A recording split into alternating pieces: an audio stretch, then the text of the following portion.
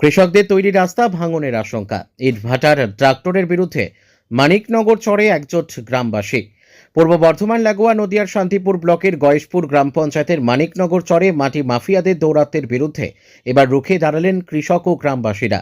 সরকারি সহযোগিতা না পেয়ে প্রায় 1 বছর আগে নিজেদের উদ্যোগ ও শ্রমে চলাচলের উপযোগী একটি কাঁচা রাস্তা নির্মাণ করেছিলেন এলাকার মানুষজন। ভোটের সময় স্থানীয় জনপ্রতিনিধিদের কাছ থেকে প্রতিশ্রুতি মিললেও বাস্তবে কোনো উন্নয়ন না হওয়ায় বাধ্য হয়েই তারা এই রাস্তা তৈরি করেন। জানা গেছে মানিকনগর চর ও সংলগ্ন এলাকায় অন্তত 5টি ইটভাটা রয়েছে। এসব ইটভাটার কাজে প্রতিদিন প্রায় 100 থেকে 150টি ট্রাক্টর ও লরি চলাচল করে। অভিযোগ, এই ভারী যানবাহনের চলাচলের ফলে কৃষকদের কষ্ট করে তৈরি করা কাঁচা রাস্তাটি ইতিমধ্যেই ক্ষতিগ্রস্ত হচ্ছে। কোথাও কোথাও বড় বড় গর্ত তৈরি হওয়ায় চলাচল আরও দুর্বিষহ হয়ে উঠেছে। এছাড়াও ইট তৈরির জন্য কৃষি জমি থেকে অবৈধভাবে মাটি কাটার অভিযোগ উঠেছে ইটভাটা মালিকদের বিরুদ্ধে। কৃষকদের দাবি, যেখানে ট্রাক্টর প্রতি মাটির দাম 300 টাকা, সেখানে ইটভাটায় সরবরাহ করলে মেলে প্রায় 1000 টাকা। ফলে মাটি কাটার প্রবণতা বেড়েছে। এতে একদিকে যেমন কৃষি জমি নষ্ট হচ্ছে, অন্যদিকে পরিবেশের ওপরও পড়ছে মারাত্মক প্রভাব। এই পরিস্থিতিতে গ্রামবাসীরা জমি রক্ষা কমিটি গঠন করে প্রতিবাদ আন্দোলনে নেমেছেন। আন্দোলনে সামিল হয়েছেন স্থানীয় পঞ্চায়েত সদস্যরাও। তাদের দাবি, অবিলম্বে অবৈধ মাটি কাটায় রাশ টানা হোক এবং রাস্তাটি পাকাপাকিভাবে নির্মাণ করা হোক। প্রশাসন ব্যবস্থা না নিলে বৃহত্তর আন্দোলনের হুঁশিয়ারি দিয়েছেন গ্রামবাসীরা। কি হয়েছে এই কাগজে, কি হয়েছে? এই যে ভারত সরকারের একটা খতিয়ানে আনুমানিক 38 থেকে 40 বিঘে এই জমিগুলো আছে। হ্যাঁ, এই জমিগুলো প্রত্যেক বেরি এরা কাটছে, আবার গঙ্গার মাটি পড়ছে, এরকম করে এই জমিগুলো শেষ করছে। কত বিঘে জমি আছে? এই না 38 থেকে 39 বিঘে জমি আছে। আচ্ছা, এই যে সমস্ত ভাটায় এই মাটিগুলো কেটে এনে দিচ্ছে ওরা। কি চাইছেন? আমরা চাইছি যাতে এটা বন্ধ হয়, মাটি কাটা বন্ধ হয়। এই হচ্ছে সরকারি জমি, এটা থাকবে গভর্নমেন্টে থাকবে, সেটা সরকার কি করবে না করবে সরকার সেটা দেখবে। আমরা চাইছি যে মাটি কাটা বন্ধ হয়। আপনার নাম? আমার নাম ফহাদ আলী শেখ। কাজ হচ্ছে আমাদের 3 ফসলি জমির দীর্ঘদিন ধরে মাটি কাটা হচ্ছে এবং চাষযোগ্য জমিগুলো বরবাদ হয়ে যাচ্ছে। যাতে এই ধরনের বরবাদ দ্রুত বন্ধ হয়, মাটি কাটা বন্ধ হয়, এই উপলক্ষে। মাটি কি কাটা শুরু হয়েছে? মাটি কাটা এখনো শুরু হয়নি, হয়তো বিগত সময়ে কাটতে পারে, এই জন্য আমাদের আগে থেকে প্রিপারেশন নেওয়া। এই মাটি কোথায় যায়? এই মাটি আমাদের আশেপাশে বিভিন্ন রকমের ভাটা আছে, এই ভাটায় যায়। কারা কাটে? এটা কারা কাটে, হয়তো বিভিন্ন মানুষে কাটে, হয়তো বিভিন্ন মাফিয়ারা, মাটি মাফিয়ারা কাটে। কি চাইছেন? আমরা দ্রুত মাটি কাটা বন্ধ করতে চাইছি।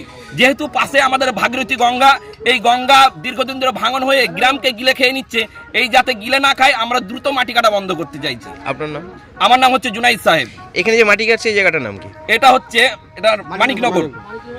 মানিকনগর শান্তিপুর নদিয়া। কাটা হচ্ছে, আমরা অনেকে বারণ করেছি, যারা মাটি কাটে তাদেরকে বলেছি এইভাবে মাটি কেটো না, তাহলে আমাদের এই গঙ্গা ভাঙা কাছে চলে আসছে। আমাদের জমি ছিল, আমার জমির মাথায় প্রায় 10-15 বিঘে ছিল, সেগুলোকে মাটি কেটে শেষ করেছে, সেগুলো একবার গঙ্গা ভেঙে চলে গেছে। আমার জমি এখন মানে গঙ্গা পুরো গঙ্গার কাছাকাছি সংলগ্ন চলে যাচ্ছে, কিন্তু 10 ফুট আর আছে, 10 ফুট। ওই 10 ফুট ভেঙে গেলে আমার জমি যখন গঙ্গার ভাঙন ধরে যাবে। এবং আমার ওখানে একটা সোলার পাম্প বসেছে। আচ্ছা, এবার ওদের মাটি কাটা, যারা মাটি কাটছে তাদের এত বারণ করছি, তবুও শুনছে না। আমাদের বিভিন্ন রকমভাবে হুমকি দিচ্ছে যে আমরা মাটি কাটবো, তোরা কিছু করতে পারবি না। আমাদের যে পাম্প রয়েছে, যদি 150 খানা গাড়ি চলে, সেই পাম্পে সোলার পাম্প 150 খানা গাড়ি বলতে? 150 খানা মাটি কাটার গাড়ির প্ল্যান করেছে ট্রাক্টর। এই ট্রাক্টর কোথায় যায় মাল? এই ট্রাক্টর ভাটায় মাটি দিতে। আচ্ছা, ভাটায় মাটি দিতে, অ্যাকচুয়ালি এই মাটিটা ভাটাতেই যাচ্ছে, তাই তো? ভাটাতেই যাচ্ছে। এরকম হুমকি দিচ্ছে আমাদের যে তোরা কিছুই করতে পারবি না, ভাটার মালিকের লক্ষ লক্ষ কোটি কোটি টাকা তারা সব কিনে নেবে, প্রশাসনের লেভেলে সব কিনে নেবে। আপনারা জানিয়েছেন পুলিশ প্রশাসনকে? আমরা জানিয়েছি, উপর মহলে আমাদের অভিযোগ করা হয়েছে। আচ্ছা, ডাইরেক্ট আমাদের ডিএমের কাছে অভিযোগ গিয়েছে। আচ্ছা, আমরা এইভাবে সতর্ক করতে যাচ্ছি, এখনো সময় আছে, তারা সতর্ক হয়ে যাক। আজকে প্রচারের মাধ্যমে ইয়ে করলেন, তাই তো? প্রচারের মাধ্যমে। কি নাম আপনার? আমার নাম সোহেল মন্ডল। জমি রয়েছে আপনার, তাই? আমার জমি রয়েছে।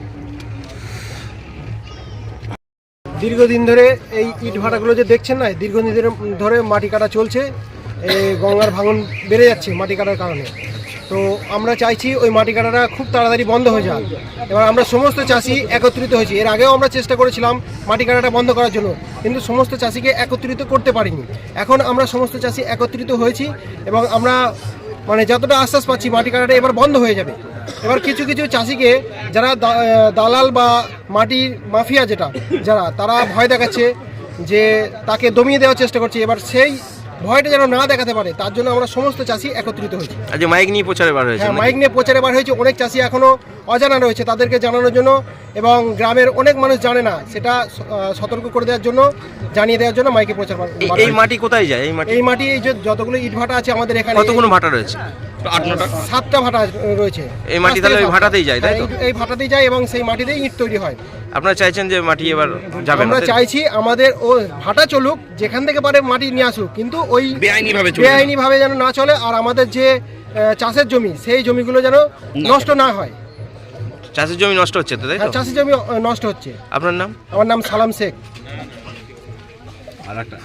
বাড়িতে ছিলাম, আমি গ্রাম দিয়ে দেখছিলাম যে এরকম কৃষি জমি রক্ষা একটা কমিটির নামে ছেলেরা টোটো করে বার করে আমাদের ডাঙ্গাপাড়া থেকে বার হয়ে আমাদের মানিকনগরের ঘাটে এসে এরা মিছিল করছে। তড়িঘড়ি আমি এসে দেখি এরা আন্দোলন করছে যে আমাদের কৃষি জমি রক্ষা করতে হবে, এই নামে এরা আন্দোলন করছিল।